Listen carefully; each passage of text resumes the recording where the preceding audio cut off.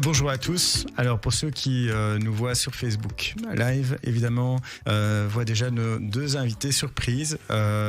Ces deux invités qui n'ont pas l'habitude d'être derrière les micros, en tout cas pas à ce niveau-là. Ils sont plutôt dans les bureaux d'Arabelle. J'ai le plaisir et l'honneur de recevoir deux personnalités d'Arabelle, c'est-à-dire Monsieur Ben lui-même. Bonsoir Monsieur Ben. Bonsoir. Et son fils Tayeb. Bonsoir. Bonsoir Tayeb. Alors pourquoi c'est exceptionnel ? Parce que effectivement, j'ai dû insister longuement en fait, ça s'est décidé. J'avais fait la demande il y a une semaine que Monsieur Ben vienne ici. Et il a fallu jusqu'à la dernière minute aujourd'hui pour qu'il accepte d'être présent. Et voici pourquoi. Il m'a dit, voilà, je suis le patron d'Arabelle. Enfin, il n'a pas dit comme ça, mais je traduis. Et je ne veux pas être dans les émissions, en l'occurrence. Et il m'a semblé nécessaire et important que Monsieur Ben, qui est un entrepreneur exceptionnel, avec une longue histoire entrepreneuriale pour ceux qui la connaissent, et déjà le fait que de reprendre une radio telle qu'Arabelle, avec une âme, avec une histoire qui est derrière, marque effectivement une personne d'honneur et aussi exceptionnelle. Et donc, à cet effet, évidemment, il m'a semblé nécessaire que, comme Arabelle n'est pas son seul projet avec son fils Tayeb qui sont ici, puisque effectivement, c'est une entreprise familiale, il m'a semblé qu'effectivement, il puisse venir parler lui-même de son projet. Alors, Joël, on parle ici d'un projet quand même historique. Oui. Alors pour nous, c'est vraiment d'abord c'est le Claridge. C'est le Claridge. Donc c'est le Claridge. Et il y avait d'ailleurs un article amusant aujourd'hui de Philippe Coulet dans l'Écho de la Bourse qui dit il faut sauver le soldat Claridge. Et c'est vrai qu'il y a possibilité de sauver le soldat Claridge par un financement citoyen. Par un financement citoyen qui sera muni d'une garantie hypothécaire de premier rang. Et pour B-Bonds, c'est vraiment exceptionnel dans le sens où c'est la première fois qu'on s'adresse aux investisseurs en leur proposant de financer un projet immobilier et pour lequel on peut leur donner une garantie hypothécaire de premier rang. Ça, c'est jamais fait. Et premier rang. Donc ça veut vraiment dire que les premières personnes qu'on rembourse, ce sont les investisseurs B-Bonds, parce que sur les montants qui sont proposés au financement, et ça va de 1,4 million minimum à 1,8 million maximum, et ça, voilà, Monsieur Ben expliquera mieux que moi, mais toujours est-il que nous avons réussi pour les investisseurs qui font confiance malgré tout au Claridge et qui veulent redynamiser le Claridge et permettre à Monsieur Ben et son fils de pouvoir vendre au mieux de leurs intérêts les 8 appartements qui sont en façade chaussée Louvain.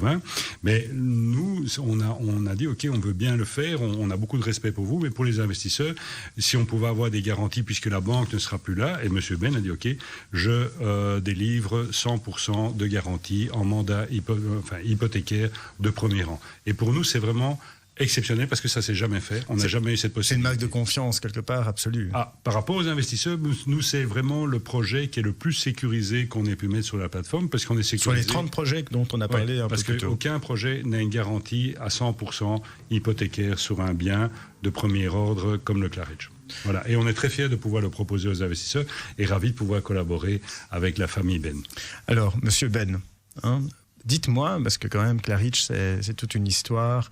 D'abord, est-ce que vous pouvez un peu expliquer l'histoire en quelques mots du Claridge, que pour tout Bruxellois, c'est the place to be. C'est vraiment, quand on dit Claridge, il y a des étoiles dans les yeux de tout le monde. Racontez-nous un peu l'histoire et aussi pourquoi vous avez décidé, il y a, je pense, 7 ans, c'est bien ça, d'investir. 2013, donc ça fait déjà 8 ans, d'investir dans le Claridge.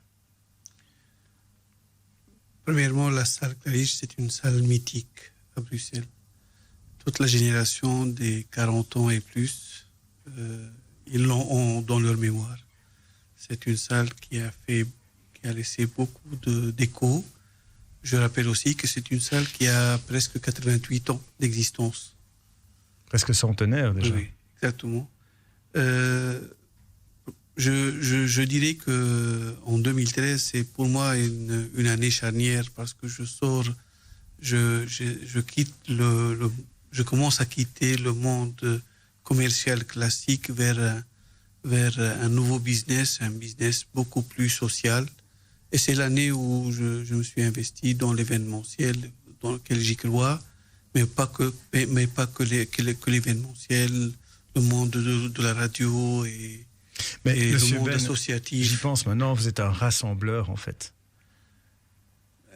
Vous savez, à chaque âge, on change de vocation. Et en 2013, c'était pour moi un grand changement quand même. Un grand changement.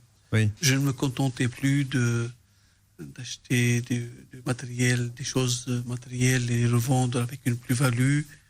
Je trouvais que ça ne me donnait pas assez de satisfaction. Voilà. Et donc je voulais changer d'orientation et voir que l'impact de ce que je fais se voit sur l'humain.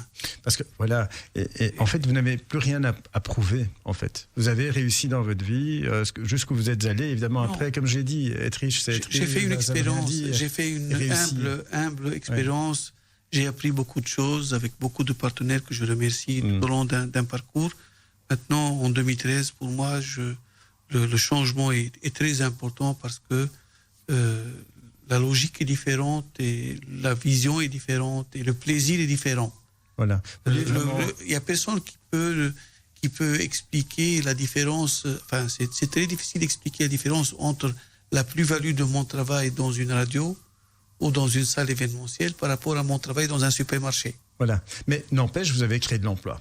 Il faut quand même revenir sur votre parcours. Il ne faut jamais regretter quoi que ce soit. Et surtout, comme vous le faites souvent, regarder vers l'avenir. Aujourd'hui, il y a un projet, le Claridge. Vous avez investi donc il y a 8 ans dans le Claridge. Vous avez investi votre âme, votre travail, votre énergie. Vous avez aussi inclus votre famille dans ce projet. Et aujourd'hui, comme disait effectivement Joël, à l'Écho, donc quand même, je dirais, des plus grands journaux de Belgique, on dit sauver le soldat Claridge. Pourquoi sauver? L'investissement dans le Claridge, juste, je rappelle rapidement, c'est s'engager dans le monde événementiel. Le monde événementiel est un monde très important. C'est une soupape de la société. Oui, mais à l'heure où aujourd'hui, j'entends encore aujourd'hui la culture, on essaye d'en parler de moins en moins, mais est-ce qu'il y a vraiment cette âme? Est-ce qu'on ne pourra pas vivre sans la culture. On est d'accord. Moi, je suis tout à fait d'accord avec ça. On ne pourra pas vivre sans le monde événementiel. Absolument. Aujourd'hui, Bruxelles est aussi, parce qu'on en parle peu, mais Bruxelles elle a une position internationale extraordinaire. Il y a 140, c'est la deuxième ville la plus cosmopolite après Dubaï.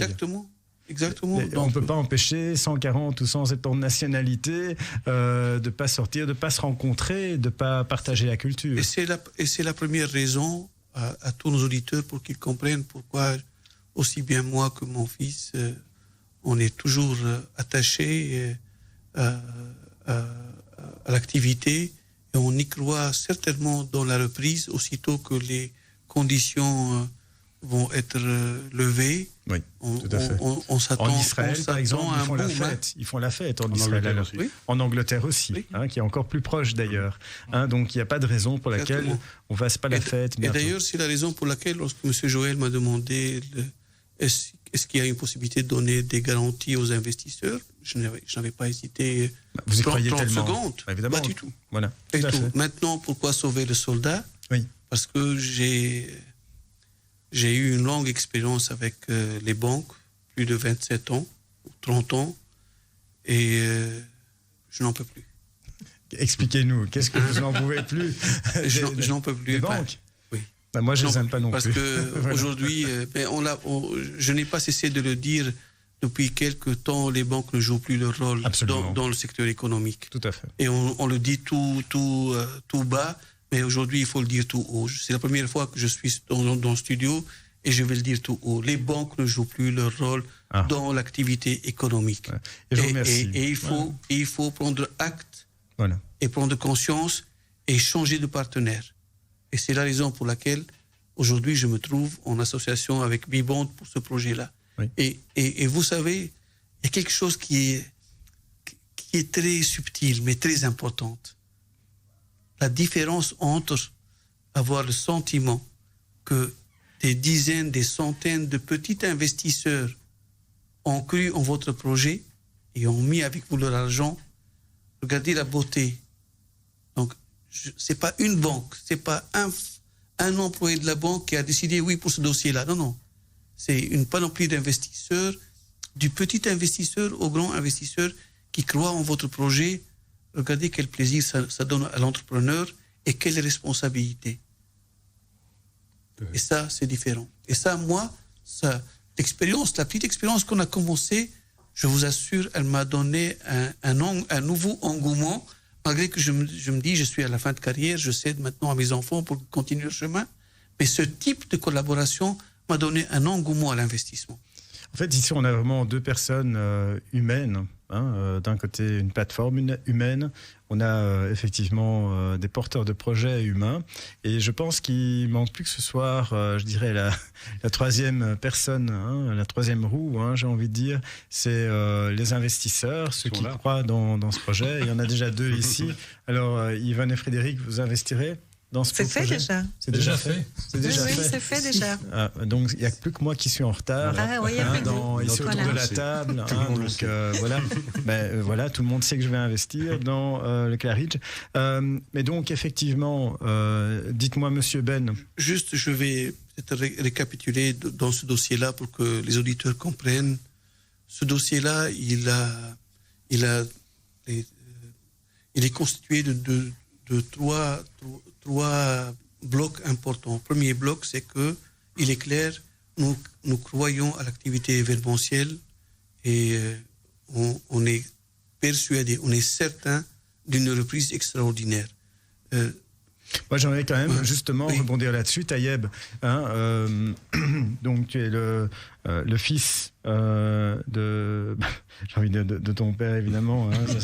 C'était bien trouvé, mais je l'ai sorti quand même. J'aurais pu rien dire. Et de Monsieur Ben, évidemment.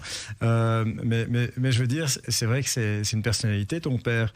Maintenant, au-delà de ça, parce que bon, tu as hérité et certainement tu n'as pas eu non plus une vie dorée. Il ne faut pas croire, je pense que ton père t'a bien éduqué. Et raconte-nous un peu justement ce projet concrètement. Est-ce que l'événementiel, les dernières années, je parle évidemment avant le Covid, est-ce que c'était un succès? Comment ça se passait en fait le Claridge? En fait, il faut savoir que quand nous on est arrivé au Claridge, ça tournait principalement comme une boîte de nuit. C'était une discothèque quand nous on a repris avant 2013 et après avoir fait des gros travaux de rénovation pour mettre le Claridge vraiment à l'ordre du jour au niveau technologie. Ça nous a permis de redémarrer l'activité avec une autre politique. On a décidé d'élargir un petit peu, d'élargir les événements qu'on pouvait proposer à des événements institutionnels, à des événements corporate principalement, à tout ce qui est événements ethniques. On est devenu spécialiste dans tout ce qui est concert ethnique le week-end. On faisait aussi pas mal d'événements privés, tout ce qui est mariage, baptême, enfin tout type de cérémonie privée. Oui.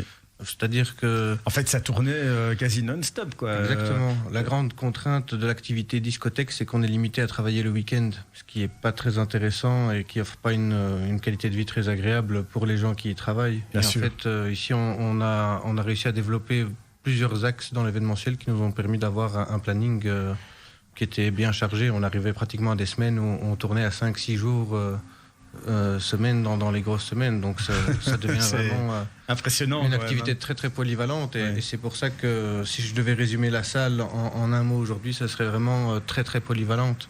C'est ce qui nous permet d'accueillir aussi bien des tournages de films que des conférences, que des lancements de produits. Même des tournages de films, ça c'est quand même bien. On fait pas mal de... surtout que là, avec le Covid, on était obligé de trouver, d'être créatif et de trouver des alternatives. Donc, Tu l'as dit, créatif, et je pense que c'est la preuve d'une excellente gestion. D'une part, d'un côté, vous avez remodelé, repensé tout le marketing et aussi les produits que vous alliez vendre au Claridge, et passer il faut le faire quand il faut oser prendre le risque, mais ça a été sûrement un risque calculé et réfléchi, de passer du monde de la nuit au monde, j'ai envie de dire, des soirées, j'ai envie de dire plus corporate, et surtout de remplir le nombre de jours au Claridge, et pas que ce soit une salle juste pour une nuit ou 2 nuits. C'est vrai que ça a été la grosse difficulté du début. Ça a été le gros pari qui a été réussi finalement. Oui. Largement. Exactement. Tous les gens dans le monde événementiel étaient surpris que le Claridge change un peu d'orientation, parce que c'était quand même une discothèque depuis plus qu'une dizaine d'années auparavant. En plus, à l'époque, il y avait Paul Sterks qui avait les deux salles, le Mirano et Claridge, et qui était l'âge d'or des deux salles. Donc, après ça, faire le pari de changer d'orientation pour toucher du corporate, quand on avait l'étiquette de discothèque, c'était assez compliqué. Mais bon, on a tenu bon. C'est vrai que les premières années ont été difficiles. Surtout qu'au moment où on a réouvert, il y avait eu les attentats à Bruxelles. Oui. Donc, l'événementiel a pris un coup. On a eu quelques années un peu difficiles. On n'a pas connu le lancement qu'on aurait dû connaître suite à l'investissement qui avait été fait à l'ouverture. Mais avec le temps, je pense que, juste là, avant la crise, on avait atteint parmi nos meilleurs résultats. On avait 17 événements pour le fameux mois de mars qu'on a dû annuler. 17 événements, mais mon vieux, c'est incroyable. C'est tourné à plein régime, 17 événements. Mais ça va reprendre. Donc, et voilà, il y a après, il y a des pauses dans la vie, il y a des pauses à tous les niveaux, et je crois que ça, c'est quelque chose qui va reprendre. Alors, donc là, je pense qu'il n'y a plus vraiment de doute. J'ai envie de dire, on va sortir de cette crise et on va sauver le Claridge. Monsieur Ben, racontez-nous un peu déjà ce projet. Juste pour terminer, parce que j'ai parlé on a voulu parler d'activité événementielle parce qu'on considère que c'est le core business principal. Maintenant, à côté de ça, il y a dans le projet partagé avec Vivante, il y a un investissement sur... il y a le volet immobilier, il y a 8 appartements qui sont... Donc vous allez vraiment rénover des appartements qui sont au-dessus du Claridge, qui sont tout à fait isolés. On n'entendra pas une mouche voler. Entièrement. La salle Claridge a été complètement retravaillée en termes acoustiques et une étude d'un expert dans l'événementiel a montré que la salle Claridge est la salle numéro 1 en qualité acoustique. Magnifique. Donc on est tranquille pour les appartements. Il y aura 8 appartements dans le projet, qui sont des grands appartements, 90 et 109 mètres carrés, chaque appartement. Donc, on a une moyenne de 100 mètres carrés par appartement. C'est des beaux appartements. En plein centre de Bruxelles, pas loin de la Bourse. Et pour l'information, c'est toute la chaussée de Louvain a été déjà négociée et il y a des projets et pratiquement... Tous les projets ont été vendus sur plan. Oui, mais tous les appartements. C'est connu, il y a un manque d'appartements dans Bruxelles. Ça s'achète effectivement. Tout ce qui est en face du Claridge a été vendu. Tout ce qui est à côté du Claridge a été vendu. Et il n'y a rien maintenant. Il n'y a rien qui est construit.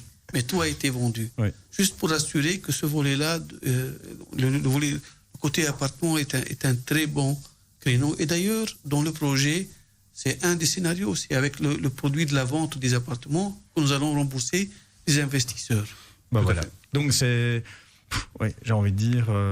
c'est un beau projet. Franchement, c'est un beau projet qui vient au bon moment parce que quelque part, l'événementiel a subi la crise du Covid, les banques n'interviennent pas, comme le dit Monsieur Ben. Et donc, la seule aide qu'on peut avoir, c'est une aide qui soit... Voilà, c'est une aide qui soit liée au financement du projet immobilier par une épargne citoyenne. Et M. Ben s'engage à rembourser les investisseurs et à donner en plus une garantie. Donc franchement... Donc, au pire, juste pour les auditeurs, au pire, il y a entre guillemets une catastrophe, c'est rien, on revend. Mais de toute façon, c'est ce qu'il veut faire. Le but est de revendre les appartements. Mais même déjà à l'état actuel, à l'état actuel, on peut le revendre. Tout à fait. On recherche combien de fonds donc? 1,8 million et la garantie porte sur un immeuble qui est valorisé à 3,2 millions. Donc le risque est zéro. Zéro. Là, c'est aussi clair que ça. Alors moi, quand même un dernier mot. Une fois qu'on arrive au 1,8 million, on ferme le robinet et c'est fini. Donc pour ceux qui veulent investir, que vous soyez... Comme on le répète, des petits investisseurs. Vous avez, c'est à partir de combien dans ce projet-ci? 1 000 euros. 1 000 euros. Vous avez 1 000 euros, 2 000 euros, 3 000 euros, 15 000 euros. Pour avoir évidemment... non, parce qu'il n'y a pas le tax shelter. Il n'y a pas de tax shelter dans ce cas-ci. Donc on peut monter au plus haut qu'on veut. Au plus haut qu'on veut, jusqu'à 1,8 million du coup. Bien qu'il y a déjà... il y a déjà beaucoup... les deux investisseurs ici ont déjà mis beaucoup d'argent dessus parce qu'ils y croient vraiment. En tout cas, je pense que c'est un beau projet. Sauvons tous ensemble le soldat Claridge. Voilà. Donc, merci aux auditeurs, en tout cas, pour nous avoir suivis dans cette émission. Tout le monde peut entreprendre. C'est une très belle émission, effectivement, dédiée à l'entrepreneuriat. Et merci à tous nos auditeurs pour votre confiance. Et nous nous retrouvons mardi prochain en compagnie de Nadine Minampala. Bonne soirée, à très bientôt. Merci Philippe.